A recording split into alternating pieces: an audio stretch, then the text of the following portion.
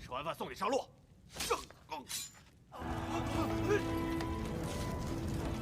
Halo, selamat datang di Aksa Movie 21. Semoga kalian dalam keadaan sehat dan selalu dimudahkan urusannya. Kali ini saya akan menceritakan film Jun Jiuling yang dirilis pada tahun 2021. Menceritakan seorang putri kaisar yang bernama Chu Jiuling yang ingin membalas dendam atas kematian ayahnya akibat dibunuh oleh pamannya sendiri yang bernama Chu Rang. Di mana Chu Jiuling adalah gadis pintar yang menguasai ilmu pengobatan. Agar tidak berlama-lama berikut rangkumannya.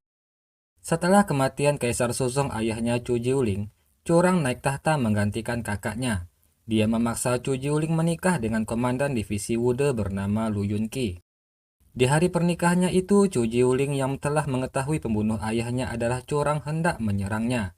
Namun aksinya itu ditahan Lu Yunqi yang baru saja menjadi suaminya.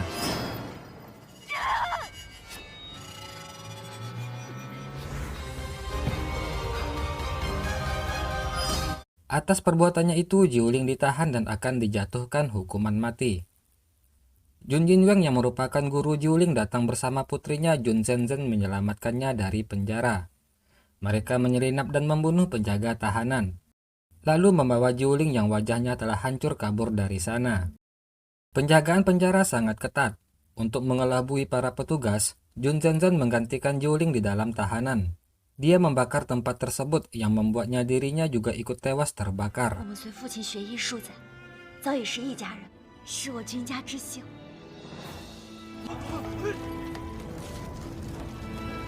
Lu Yunqi yang tiba di sana pun sangat terkejut melihat ruangan tahanan tempat istrinya sudah terbakar.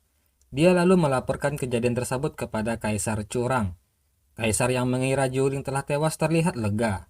Dia memerintahkan menghentikan penyelidikan kebakaran tersebut.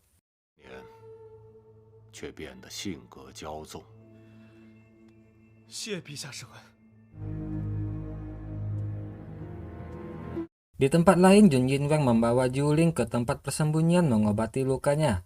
Ketika sadar, Jiuling mendapati wajah dan suaranya telah berubah.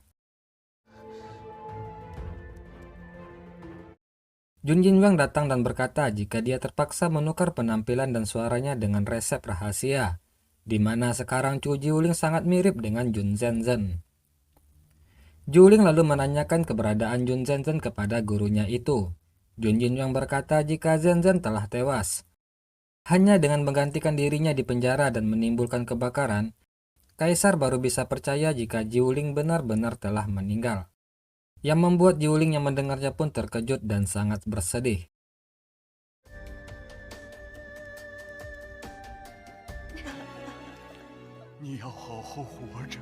Keesokan paginya, Jiuling yang mencari gurunya melihat Yin Wang terbaring karena jatuh dari tebing. Akan tetapi Jiuling mengetahui jika itu pasti ulah bawahan Kaisar yang mengejar gurunya tersebut. Dalam keadaan sekarat, Jun Jinwang memberikan liontin giok peninggalan nenek moyang keluarga Jun kepadanya. Dia berkata mulai sekarang dia bukan lagi Chu Jiuling, melainkan Jun Zenzhen. Sebelum meninggal, gurunya itu memberitahu Jiuling jika Kaisar Suzong memberikannya sebuah segel. Pada tahun ketiga era Taiyan, ayah Kaisar Suzong dibunuh oleh rakyat Baiki. Kaisar Suzong mencurigai jika Chu Rang terlibat dalam kejadian itu. Oleh sebab itu, Kaisar menyuruhnya untuk menyelidiki. Namun tidak lama kemudian, Kaisar Suzong dibunuh oleh Chu Rang. Yin Wang meminta Jiuling pergi ke Zizhou untuk menyelidiki masalah tersebut. Keluarga ibu Zenzhen punya bisnis besar di Zizhou.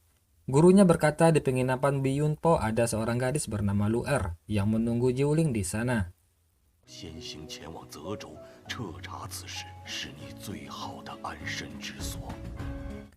Jiuling membuka buku catatan gurunya. Di sana dia menemukan segel era pemerintahan Taiyan tahun ketiga.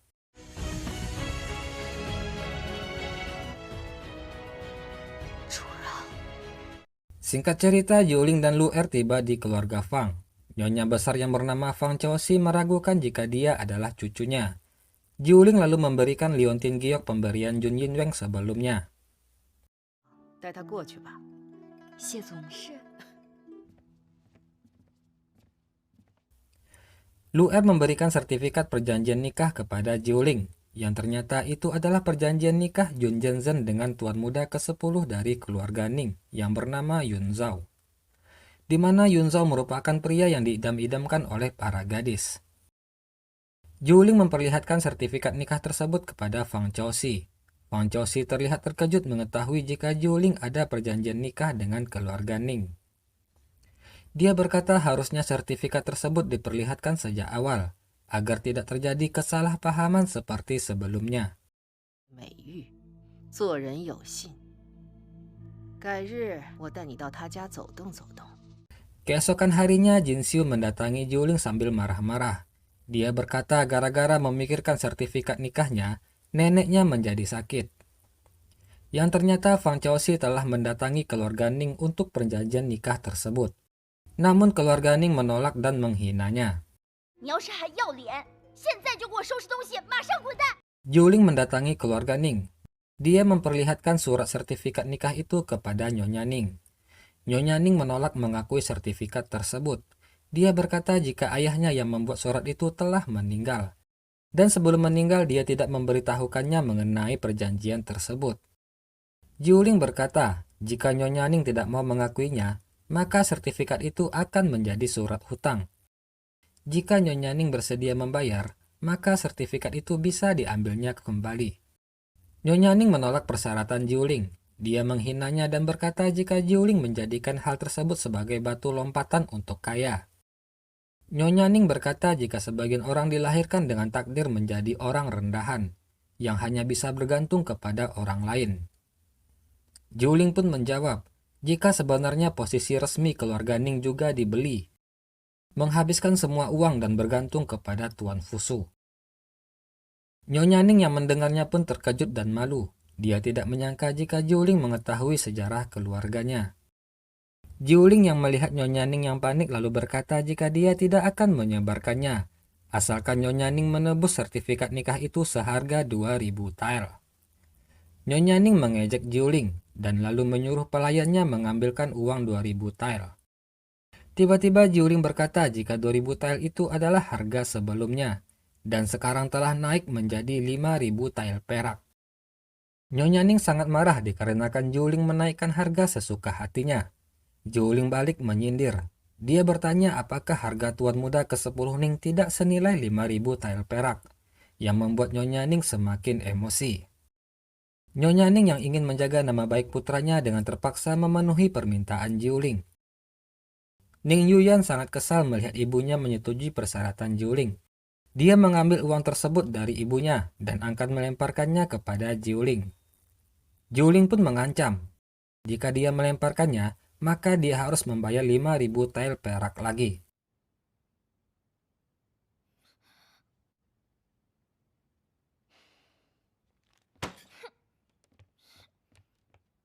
Fang Chaoxi tidak mengira jika Jiuling akan menggagalkan pernikahannya, bahkan meminta keluarga Ning membayar 5.000 tael. Jiuling berkata jika itu pelajaran untuk keluarga Ning, karena telah berbuat sombong dan menyakiti perasaan neneknya. Semenjak kejadian itu, Fang Chaoxi terlihat lebih menyayangi Jiuling. Dia memberikan gelang giok yang merupakan milik ibunya Jun Zhenzhen dulu. 那只镯子随他去了，他欠你。你戴上越发好看，安心住着便是。 Lalu kita diperlihatkan penerus keluarga Chen yang bernama Zuzan, yang mana Zuzan ini adalah kekasih masa kecilnya Jiuling.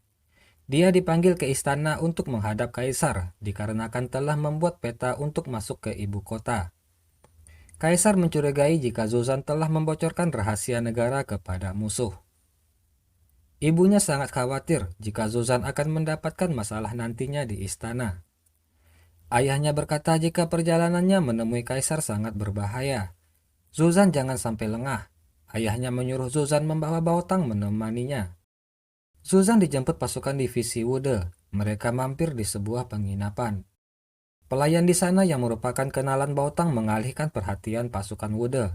Mereka memberikan surat kepada Baotang. 这酒不错呀。客官，您的面。哎呦，客官， Baotang membaca surat tersebut seketika terkejut gemetaran. Yang ternyata di surat itu diberitakan jika Jiuling telah tewas terbakar di dalam tahanan.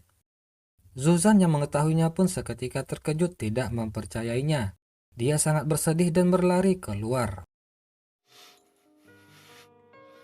那你是少年英，那你会想我吗？会在京城等你的。 Baotang berusaha menenangkan Suzan. Dia berkata di dalam surat itu dikatakan jika wajah jasadnya hancur.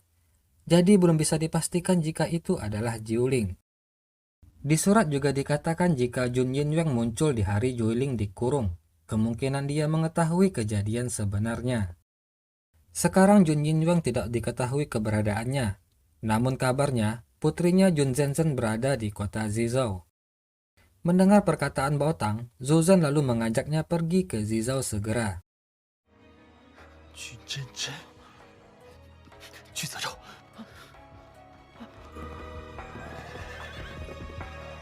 Jiuling yang menaiki kereta kuda harus berhenti dikarenakan ada kereta rusak yang menghalangi jalan mereka. Jiuling dan Lu Er pun memutuskan untuk berjalan kaki. Liu Er berkata jika tadi dia melihat toko menjual kue dan ingin membelinya. Jiuling memberikannya uang dan menyuruh Liu Er pergi membeli. 我在这儿等你。 Saat Jiuling sedang sendiri, tiba-tiba Baotang datang mengganggunya. Yang kemudian Zuzan datang menjadi pahlawan menyelamatkan Jiuling. Namun Jiuling mengetahui jika kejadian itu adalah rekayasa dari Zuzan. Dia juga tahu jika kereta kuda yang menghalangi jalannya sebelumnya itu adalah ulah Zuzan. Zuzan yang rencananya sudah diketahui pun tak bisa mengelak. Dia bertanya kepada Jiuling apakah ayahnya adalah Jun Yinwang. Jiuling tidak menjawab. Dia bertanya balik siapa nama pria di depannya itu. Zuzan memperkenalkan dirinya sebagai Ling Jiu, yang seketika membuat Jiuling teringat masa kecilnya, di mana Ling Jiu adalah nama samaran yang diberikannya kepada Zuzan dulu. Jiuling yang menyadari orang di depannya adalah Zuzan menjadi gugup. Dia mengambil kelopak bunga dan menghancurkannya ke dalam teh. Dari caranya menghancurkan kelopak bunga, mengingatkan Zuzan kepada Jiuling. Zuzan lalu bertanya apakah dia mengetahui sesuatu tentang Chu Jiuling dan keberadaan ayahnya Jun Yinwang. Namun Jiuling merahasiakan identitasnya kepada Zuzan. Dia tidak mau mengatakannya dan pergi dari sana. 如若公子不信，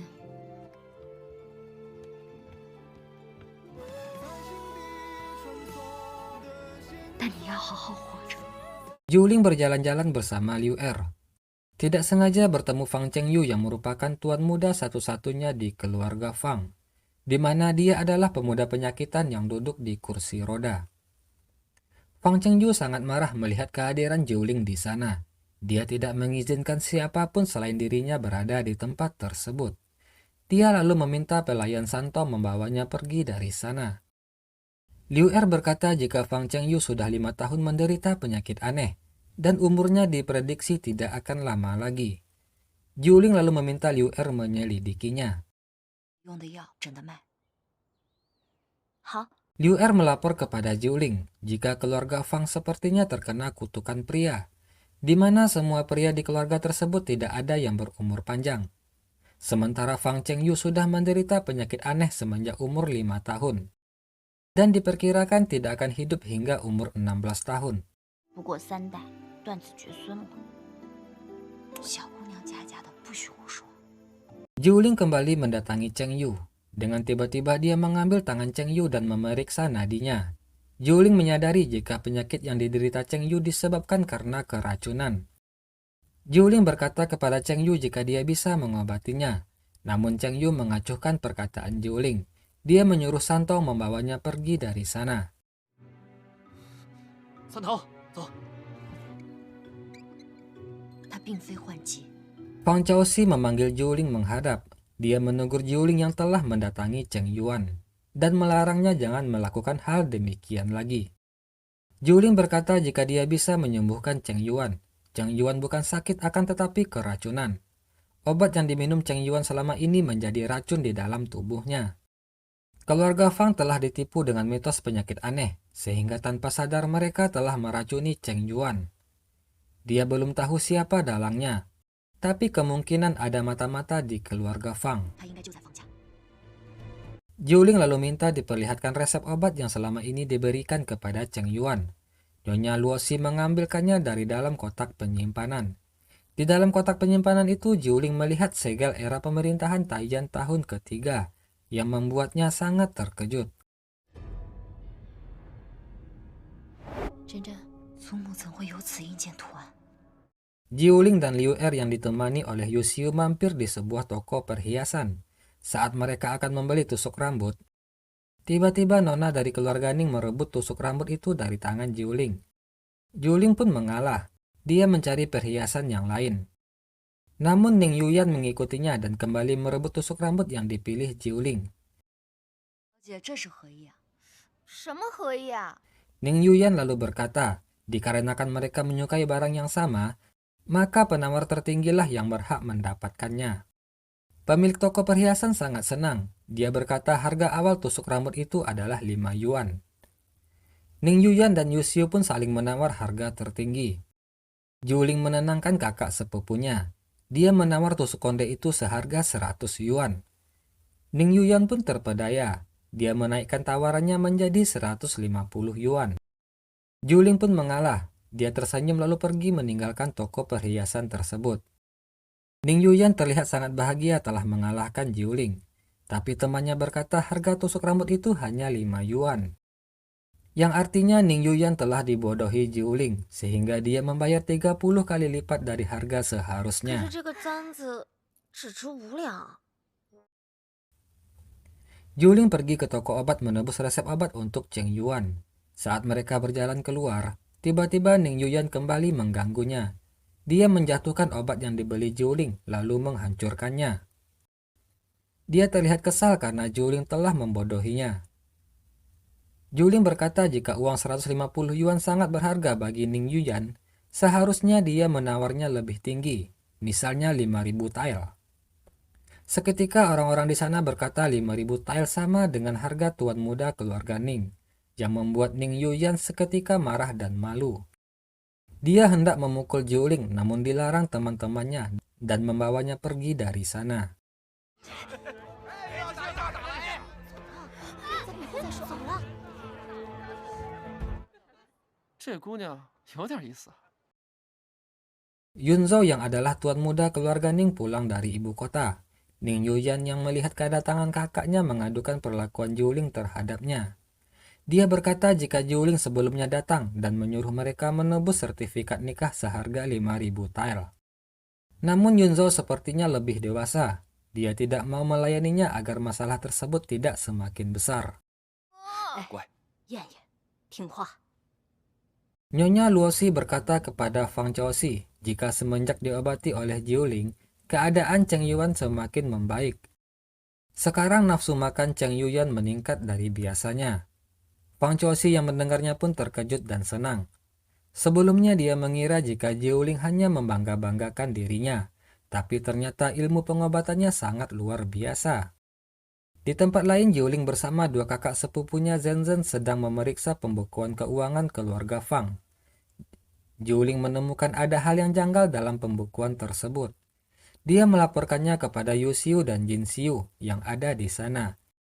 Dari balik pintu, Song Yunping menguping pembicaraan mereka. 所知，马氏的均价在70-80两左右。 养在德胜昌10数年，信是养野了。 Jiuling kembali menemui Cheng Yuan. Dia membawakannya mainan kuda untuknya. Jiuling memeriksa keadaan Cheng Yuan. Namun kali ini dia memegang paha Cheng Yuan yang membuat Cheng Yuan marah dan merasa malu.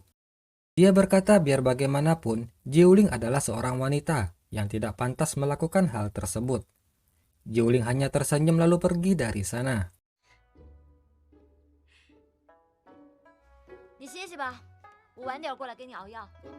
Saat berjalan keluar, Jiuling berpapasan dengan Nyonya Su. Nyonya Su berkata ingin membawakan makanan untuk Cheng Yu. Jiuling yang curiga pun lalu melaporkan kejadian tersebut kepada Fang Chaoxi. Dia berkata mereka harus berhati-hati. Dia curiga tindakan Nyonya Su ada yang aneh. Ada kemungkinan jika Nyonya Su mengantar makanan untuk mengecek kondisi Cheng Yuan. Fang Chouxi pun akan menyuruh seseorang untuk menyelidikinya. Juling berkata jika dia ingin mengadakan pernikahan palsu dengan Cheng Yuan dan menyebarkan berita jika penyakit Cheng Yuan tidak bisa disembuhkan. Hal itu kemungkinan akan membuat orang yang memata-matai mereka menjadi lengah. Juling berkata jika kondisi Cheng Yuan sekarang semakin membaik, namun Cheng Yuan sepertinya menjunjung tinggi perbedaan pria dan wanita. Hal itu akan menghambat proses pengobatannya. Fang Chouxi menyetujui usulan Juling, namun pernikahan palsu tersebut nantinya pasti akan merusak namanya. Juling berkata prioritas utamanya sekarang adalah untuk kesembuhan Cheng Yuan. Dia tidak memperdulikan perkataan orang lain. Fang Chouxi yang mendengarnya pun sangat terharu. Dia berkata jika memang Cheng Yuan berhasil disembuhkan, harta keluarga Fang akan menjadi milik Jiuling. Di tempat lain, Lu Yunqi mendatangi kediaman kakak Jiuling yang bernama Jiuli. Kepada Jiuli, Lu Yunqi berkata jika kaisar memerintahkannya untuk menikahinya. Dia telah menentukan tanggal pernikahan 18 Juni, yang merupakan hari ulang tahunnya Jiuling.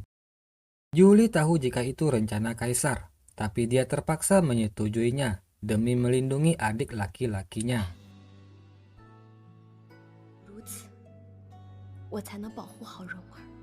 Baotang melapor kepada Zuzan. Dia mendapatkan informasi jika kematian kaisar bukan dikarenakan penyakit lamanya yang kambuh. Hal itu berkaitan dengan Curang dan Lu Yunqi. Seorang pelayan yang bernama Bing menemukan bekas cekikan di leher sang kaisar, di mana pada malam itu Curang dan Lu Yunqi sedang bersama kaisar. Baotang lalu memperlihatkan gambar yang diberikan Bing kepada Zuzan. Itu adalah gambar segel era pemerintahan Taiyan tahun ketiga.